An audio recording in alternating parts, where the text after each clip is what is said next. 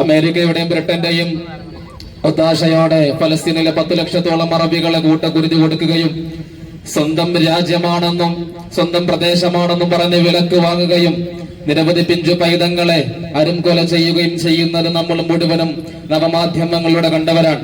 ഇവിടെ നിന്ന് തക്ബീർ വിളിച്ചവരാണ് നാം ഓരോരുത്തരും. നമ്മുടെ മക്കളുടെ നാവിൻ തുമ്പിലേക്ക് ലേസിന്റെ പാക്കറ്റുകൾ പൊട്ടിച്ചു കൊടുത്ത് നമ്മുടെ മക്കൾക്ക് സന്തോഷം പകരുന്നവരാണ് ഞാനും നിങ്ങളും. നമ്മൾ ഉപയോഗിക്കുന്ന കോൾഗേറ്റിന്റെ പേസ്റ്റ് അടക്കം, പെപ്സി അടക്കം, കൊക്കക്കോള അടക്കം പലതും നമ്മൾ കുടിക്കുന്നവരാണ്. നമ്മുടെ വിയർപ്പിന്റെ തുള്ളികൾ വിറ്റടിച്ച കാശ് കൊണ്ട് അവരെ കുടിപ്പിക്കുമ്പോ എന്റെ പ്രിയപ്പെട്ട സഹോദരങ്ങളെ, പിന്നെ നമ്മൾ വിളിക്കും, തക്ബീർ വിളിക്കും, പിന്നെ ഫ്രീ പാലസ്തീൻ വിളിക്കും, ഗസക്ക് വേണ്ടി മുദ്രാവാക്യം വിളിക്കും. എന്തർത്ഥമാണ് നമുക്കുള്ളത്?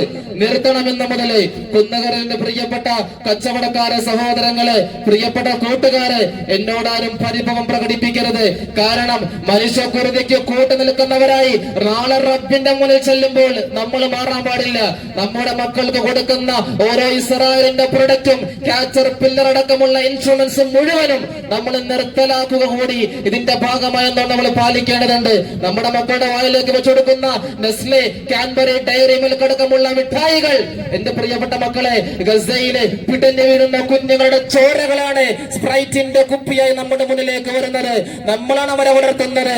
ഒരു കാലഘട്ടം മുഴുവനും പരിശുദ്ധമായ ഇസ്ലാമിനെ വെല്ലുവിളിച്ചപ്പോ, ഇസ്ലാമിന്റെ കടകൾ കത്തിവെച്ചപ്പോ പരിശുദ്ധരായ റസൂൽ സല്ലല്ലാഹു അലൈഹി വസല്ലം തങ്ങൾ യുദ്ധത്തിന് പുറപ്പെട്ടിട്ടില്ല. ഇസ്ലാമിന്റെ സന്ദേശങ്ങൾ വാനലോകത്തേക്ക് ഇറങ്ങി വന്ന പരിശുദ്ധരായ ജിബ്രീൽ അലൈഹിസ്സലാമിന്റെ സന്ദേശങ്ങളെ ഭൂനിവാസികൾക്ക് പറഞ്ഞു കൊടുക്കാൻ ഏൽപ്പിക്കുകയും അവസാനം ഗതിയില്ല എന്ന് കണ്ടപ്പോ, ശ്വാസത്തിന് കടക്കൽ, ജീവിതത്തിന്റെ കടക്കൽ കത്തിവെക്കുന്നെന്ന് കണ്ടപ്പോ മുഹമ്മദ് മുസ്തഫ സല്ലല്ലാഹു അലൈഹി വസല്ലം തങ്ങൾ ബദറിലേക്ക് പുറപ്പെടാൻ അനിവാര്യമായിരുന്നു. ബദർ, എന്റെ പ്രിയപ്പെട്ട സഹോദരങ്ങളെ, ശൈഖ് ജീലാനി റളിയല്ലാഹു അൻഹുവിനെ ആണ്ടിനോടടുത്തിരിക്കുന്ന മഹിതമായ സമയത്ത് ശൈഖ് ജീലാനി റളിയല്ലാഹു അൻഹുവിന്റെ ഖാദിരിയ തരീഖത്തിൽ ആകൃഷ്ടനായ സലാഹുദ്ദീൻ അയ്യൂബി എന്ന മഹാനായ നേതാവിന്റെ തിരുക്കരങ്ങളെ കൊണ്ടാണ് ഖുദ്സിന്റെ മണ്ണ് കുരിശുദ്ധക്കാരുടെ കരങ്ങളിൽ നിന്ന്, കരാളഹസ്തങ്ങളിൽ നിന്ന് മോചിതമായെങ്കിൽ ഇനിയൊരു സലാഹുദ്ദീൻ അയ്യൂബി പിറക്കണമെങ്കിൽ എന്റെ പ്രിയപ്പെട്ട സഹോദരങ്ങളെ, നമ്മളും പ്രതിഷേധത്തിൽ പങ്കുചേർന്നേ മതിയാവുകയുള്ളൂ.